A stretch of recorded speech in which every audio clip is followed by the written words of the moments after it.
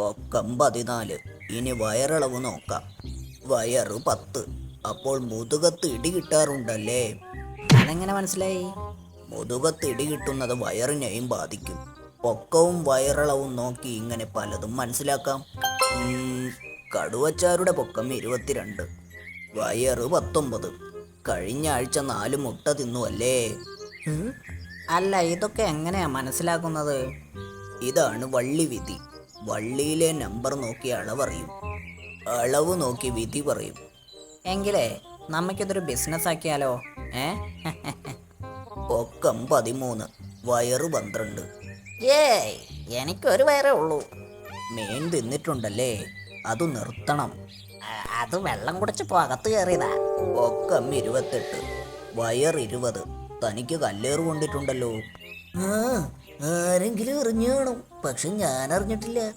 താൻ പോയി മുള്ളു പറിച്ചിട്ട് വാ, അല്ലെങ്കിൽ വള്ളി പൊട്ടും. ഇതിലെവിടെയാ തന്റെ വയറ്? കൃത്യമായി അടയാളപ്പെടുത്തിയിട്ട് വാ. ഓ, ഭയങ്കര വെയില്. ഞാൻ അകത്തിരിക്കാം. നിങ്ങൾ ആരെങ്കിലും അളന്ന് നമ്പർ പറഞ്ഞാൽ മതി, ഞാൻ വിധി പറയാം. ഈ ഷേരു വളർന്നോളും.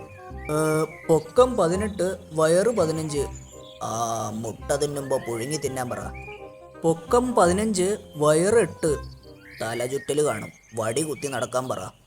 ഒരു വിനോദസഞ്ചാരി വന്നിട്ടുണ്ട്, അളക്കട്ടെ? ആ, അളന്നിട്ട് പറ.